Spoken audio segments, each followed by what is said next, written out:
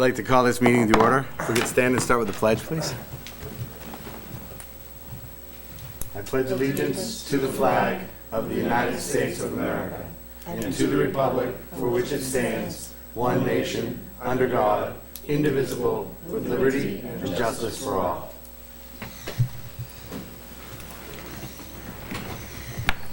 So we'll start off. It's a brief meeting tonight. We only have one agenda item, and I'll let Mr. Neese start off with a description there. Okay, so we're going to be looking at whether the committee is making a formal request to the Board of Selectmen to take up the issue of whether the school committee wants to be designated as special municipal employees.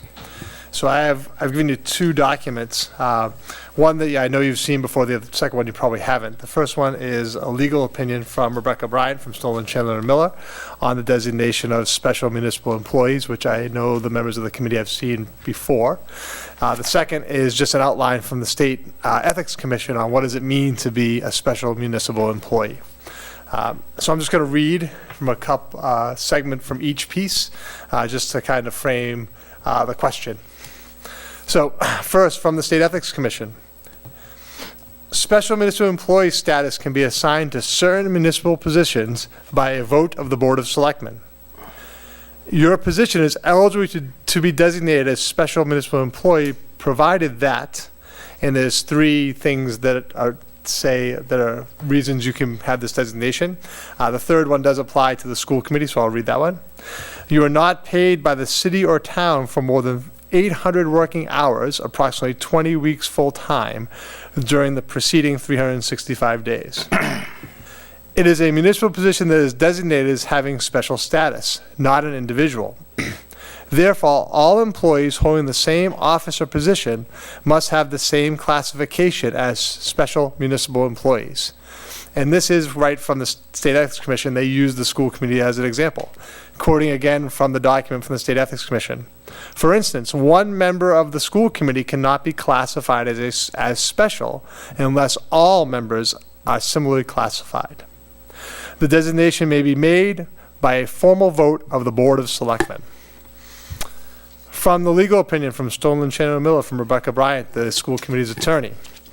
Again, I'll just select a couple passages from her response and not read the entire document. And some of the information is a little bit repetitive. School committee members, whether paid or unpaid, are considered municipal employees for the purposes of the Massachusetts Conflict of Interest Law. However, the law permits designation of certain municipal employees, generally those who are either part-time or unpaid, as special municipal employees. The result of such a designation is a reduction of certain restrictions under two sections of the law as referenced below. In Carver, such a designation for the school committee would have to be made by a formal vote of the Board of Selectmen.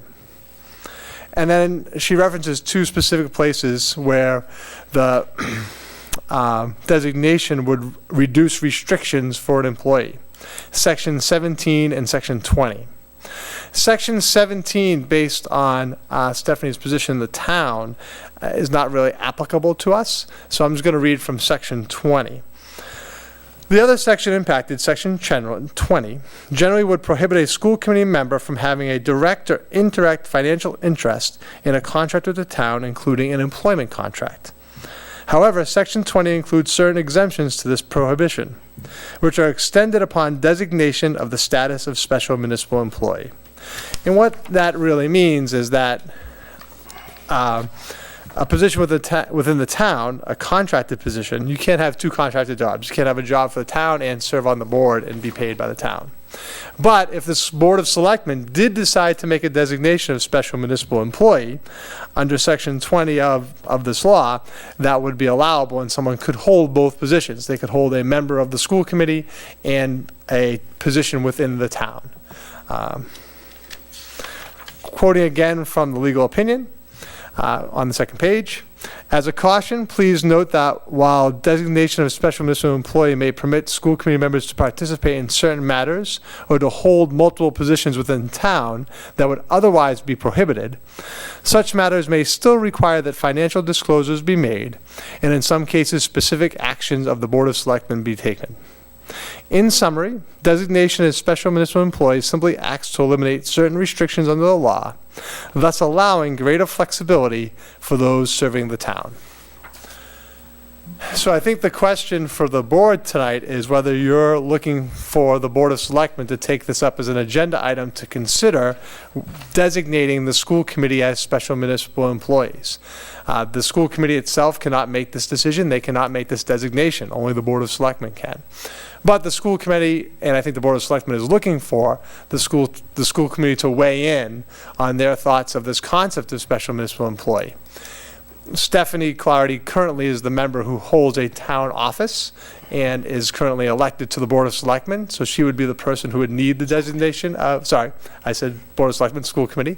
She'd be the person who would need the designation of special municipal employee, but as both our attorney's statement and the statement from the State Ethics Commission says that cannot be deemed on only one member of a group, that the entire committee has to be deemed as special municipal employees. So I believe the Board of Selectmen is looking for this committee to weigh in on that matter, whether they should take this up. So I think the question for discussion for us and for the committee to vote on is whether you want the Board of Selectmen to weigh in and make the decision, since they are, under the law, the only ones who can make that designation of a special municipal employee in our current circumstance. I don't know if there's any further clarification, or Stephanie, if you want to add anything as kind of the summary that I did to frame the question. You pretty much covered everything that I've spoken with Amy Nee, one of the attorneys at the Mass State Ethics Commission regarding. I will have to file a disclosure form 20C, which I do have prepared. It just needs to be submitted if the designation is granted to the school committee. I've tried to be as transparent about this as possible. When I learned of the conflict, I immediately met with Scott. I consulted my union. I consulted everyone, because I don't want to put anyone in a position where anything would seem that it would be unethical or compromised by my being here. So after reviewing the handbook to be a school committee member, I didn't see any conflicts between performing, my responsibilities as a school committee member as well as my part-time duties as a finance department assistant here at Town Hall. I'm more than happy to answer any questions you might have. I don't have any authority in my position here over changing anything. The school bills don't currently come across my desk. Payroll doesn't come across my desk. It potentially could at some point. But the Ethics Commission didn't see an issue with that because all of the work is actually done at the central business office. And I don't have any authority to approve anything within the town hall side. Clearly, as a member of the school committee and voting on budgets and things of that nature, comparison with what I perform in my job, they didn't see an issue. So if you have any other questions, I'm more than happy to answer them. So just ask away. I think, actually, my question would be, do we need to make a motion before? Yeah, I was just going to say that maybe we need Oh. to have a motion Discussion? to open discussion. Yeah. How would you like it to read? Is it I guess you'd be requesting the Board of Selectmen to make a decision on making school designate, committee? Or yeah, to- to designate or the to school committee consider. members. Because ultimately it's the Board of Selectmen's decision, so I would say you're asking for the Board of Selectmen to consider making Okay. this designation. I'll make a motion for the Board of Selectmen to consider making a decision on school committee employees being categorized as special municipal employees. School committee members. Yeah, school committee School members. committee Members. yeah. School committee members. I'll second. So motion made and seconded. Discussion? Questions? Thoughts?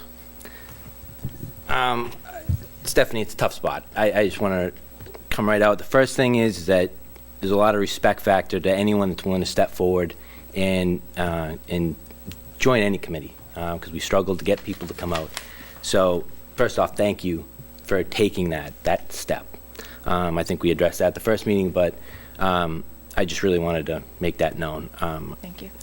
And so a couple questions. Could you just go, you're a finance department assistant. Mhm. What does that really entail? If you could just give me a little bit about that. Sure. The main piece of my job is processing invoices for the town. Some of the departments within the town enter their own invoices into what we use as SoftWrite, and others give us their bills and I enter them into the system. Every week we run the checks. I also review the treasurer's receipts, the monthly cash receipts that come through the treasurer's department as a check on our side. I might ask department heads issues about their bills. We have a new discount that we get from WB Mason, and some departments automatically take the discount, some don't. So if there's a discrepancy, I need to get guidance from the department head as to what they'd like to do. We have a senior work-off program that seniors can apply for through the assessing department, and department heads will submit timesheets for their workers so that we can track them for the year, so we can make sure that they work the right number of hours to receive their benefit. I track that. And I mean, filing, setting up new vendors. It's pretty much accounts payable-ish. Okay. On the side, but I don't, everything I enter the bills, and then they're reviewed by Lynn, they're reviewed by Meg, they're reviewed by a whole bunch of people before they're paid, before they're sent to the selectmen to sign off on the warrant. So I don't have any, authority to decide whether or not something's going to be paid, the amount that it's going to be paid, who it's going to be paid to. That all rely, that all of that authority is with the department heads. And Scott, maybe you can help me with this one. As far as Section 20, I kind of noted in here it would fall on the Board of Selectmen as far as the exceptions to, as far as how far they're going to move the designation around. That's going to fall on them, right? Is that how I take that? The Board of Selectmen is the group that would vote this status. The school Right, but committee then- cannot vote it, the school committee cannot make that I know decision. that, but then once they do that, then they would expand to have to look at Section 20, correct?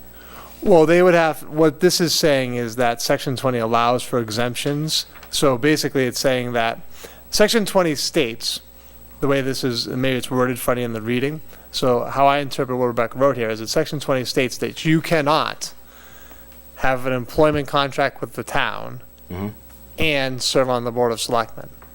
But by granting the status of special municipal employee, that you now can. It lowers the standard, saying that you can have and hold both of those positions.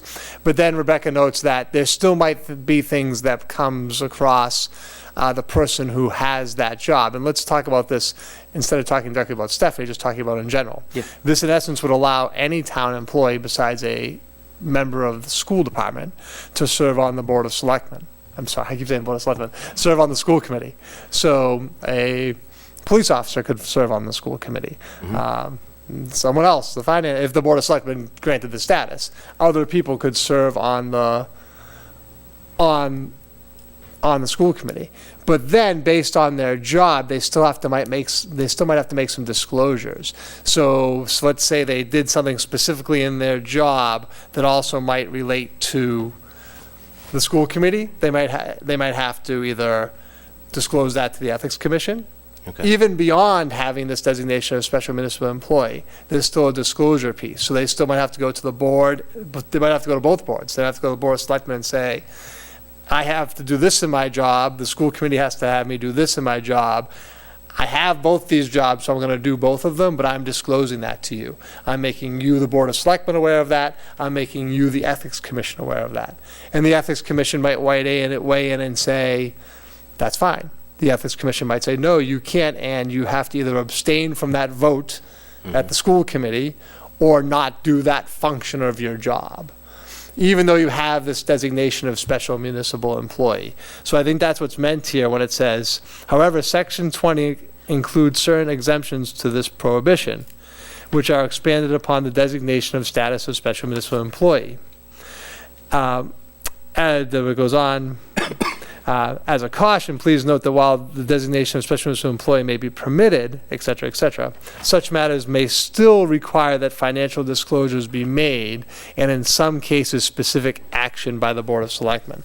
So I think what Rebecca is saying there in her legal opinion is not that there are still things that even if this is granted, so even if the status is granted, there still might be actions that an employee would have to disclose to the Board of Selectmen and the Ethics Commission and have them weigh in on whether or not they can do those things, even beyond the designation. Does that make sense? Yeah, so they'd be determined on a case-by-case Yeah, it'd be basis? just, right.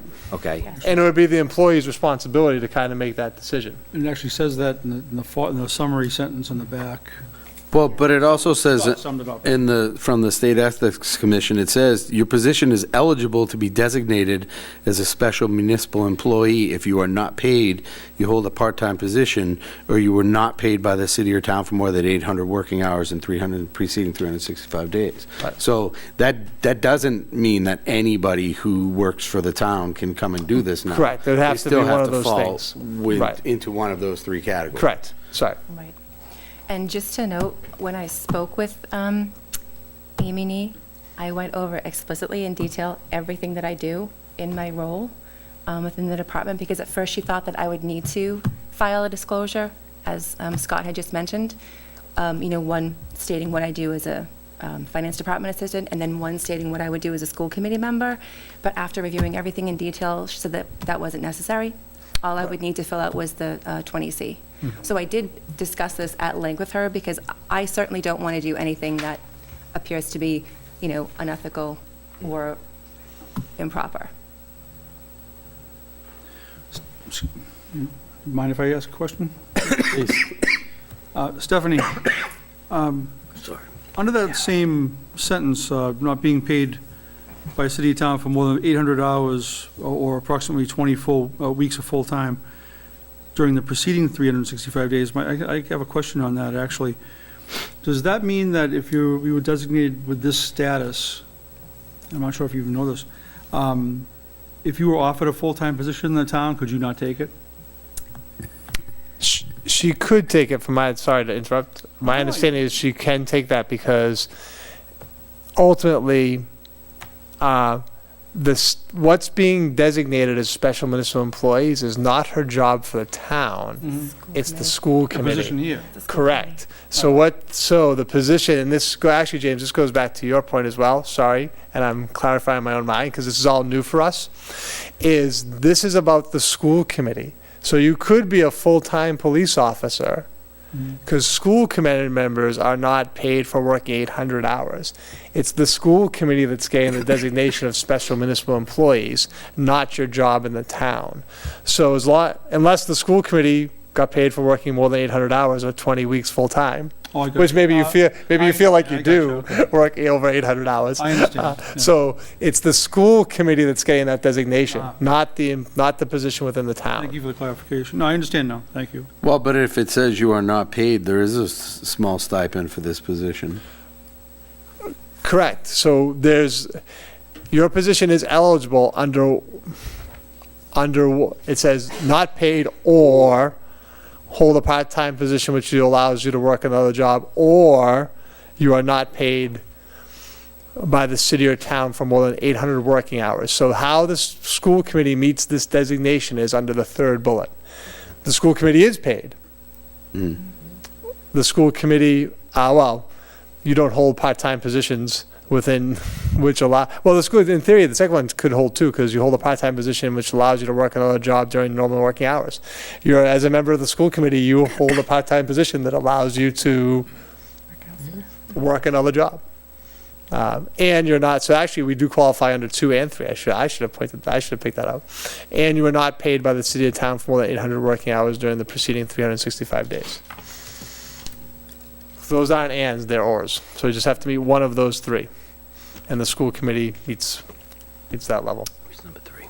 Yeah, so if the school committee didn't receive a stipend, it wouldn't be a conflict at all. Correct. If there was not a school committee stipend, then there would not be, you would not have to worry about this in terms of the conflict of interest law. One of the things I brought up to Stephanie before, one of our conversations, was asking about if there was any type of conflict with signing warrants here for the committee and her position with the treasurers. Can you expand on that, or what you found when I think you called ethics about that, didn't you? I did, yeah. I was very specific with Amy and ran through several scenarios and said, okay, would this be an issue? And that was one of them, and she said no. Okay. Yeah, maybe you told me. I wanted the other ones to Yeah. hear. No, believe me, I was explicit as I could be with her, because like I said, I certainly don't want to do anything to even give the appearance of something being, unethical or favorable towards me in any way versus the committee. That was my question, just for our committee, Yeah, Because it might absolutely. limit what she could do, or what she could participate in. And again, I apologize because I think we've had some lack of clarity and we've had some misstatements. So Stephanie, even your previous statement is a misstatement. In terms of, so going back to the 3 bullets of you are not paid, all those things fall under the concept of that's how you can be granted special municipal employee status. No matter what, you're being a member of the school committee and holding a job for the town is a conflict of interest in any circumstance. The way in which you can gain special municipal employee status is by meeting one of these 3. That one of your positions is not paid. The school committee doesn't meet that criteria. Right. Number 2, you hold a part-time position which allows you to work another job during normal working hours, which the school committee does meet that criteria because, under this definition, because you can be a member of the school committee and have another job. The school committee also meets the 3rd one. You are not paid by the city or town for more than 800 working hours. But my understanding is, any time that you hold a position on a board and are an elected, and you hold a position within the town as an employee, that in itself creates a conflict of interest that needs to be resolved. So you said, if school committee wasn't paid, this wouldn't be a conflict of interest. It would be a conflict of interest, but it would allow the school committee to be designated the status of special municipal employees. Okay, because I had asked that specifically. Because that's how I read this definition. That's been my understanding from my conversations with the attorney. But ultimately, in some ways, that is also, in the current circumstance, this board needs to have the designation of special municipal employees, or otherwise you have a conflict and will have to make a decision in terms of which process you're going to take. And I think that's what we're all clear on. And our point this evening is to have a discussion and a vote on whether or not we want to request the Board of Selectmen to take that issue up, because ultimately it's the Board of Selectmen's decision. Regardless of what we decide. Right. Which they can also revoke at any time. Even if they choose to, from my understanding of what I read, it can be revoked at any point. And the special municipal employee status stays in place until it is removed from the Board of Selectmen, Yes. which I would interpret as that they could remove that 2 months later, in theory. I don't think it would make a lot of sense to do that, but I guess my understanding is in theory they could. They could vote yes now and then in September vote no. So- Say we're going to take that status away. Through, Mr. Chair? Please. Okay. So I have a couple of questions. One was exactly what you guys were just talking about. So there technically is not a time limit on this No. unless the Board of Selectmen decide at will if they want to invoke it or Rescind it. Rescind it. Okay. And I just have a couple of questions for Stephanie. Stephanie, when you began your journey on this and found out that there might be a conflict, you said you checked out everything. Could you be more specific on what occurred? Sure. Before I pulled papers to run for school committee, I went to the town clerk's office to ask if there would be any conflicts, because I knew that you can no longer run for the Board of Selectmen if you're a municipal employee. So I wanted to find out if there were any other bylaws that would prevent me from doing both. I was told no. I also reached out to my union to ask if they were aware of any issues, and they were not. So I pulled papers, I submitted them, and then someone else I know had called the Ethics Commission for something else.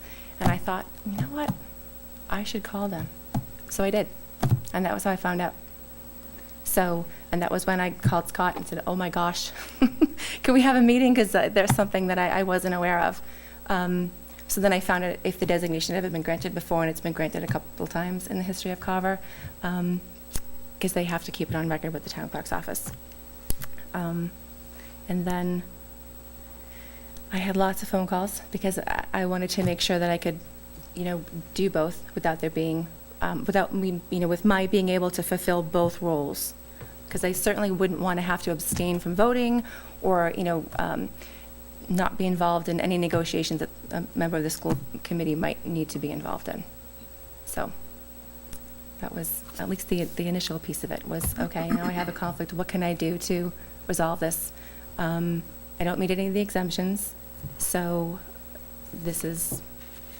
if this designation isn't something that the school committee wants to move forward with, then I will have to make a decision whether or not to remain a member of the school committee or to keep my job as a finance department assistant. And did you discuss any of this with any of the selectmen, or? I reached out to the selectmen. I did speak with one of them about it recently. I did speak with them back in March and back in April about it. And initially, I was told that it was merely a formality. It had been done before. It wasn't anything of concern. And it has since changed. Are there any drawbacks to the school committee being special employees? From what I saw, I didn't see much of anything. I understand the selectmen's, considering that all of us would be designated that way, I have no problem with them requesting an official sort of request from us, because it's not just you that it would impact. So I honestly have no problem with that, with them wanting something like that before they make a decision either way. But technically, one of the reluctant things that I had, because initially, I've been back and forth on this, honestly, Stephanie, because I was part of what was happening when a lot of the Board of Selectmen in the town at town meeting decided to vote against allowing selectmen to be municipal employees. And I supported that, and because it was clear the conflicts that were coming from that. I think in a way, almost, the selectmen making that decision should almost mean that other boards and committees in the town should probably follow suit. Because that is a decision that was made from the town. The thing that's kind of made me a little the other way is that this can be revoked at any point. It's ultimately up to the selectmen to make that decision anyway. And as Andrew kind of stated, it's not like people are kind of breaking down the door to take these positions. There are not many contested races in the school committee world. So when people are willing to step up and take that job, when there's no clear conflict, it's hard to kind of turn that away and say no. Partially because of the conversation we've had tonight, where you had stated earlier that whoever would be in that conflict or whoever would join the committee would be looked at on an individual basis by the selectmen. So it's not like you, as a policeman, could just come and join the school committee. You'd have to go through the process of them looking to see if a conflict would arise, or once that designation is there, they can automatically just do it. Once the designation, my understanding is once the designation is there, then someone can do it.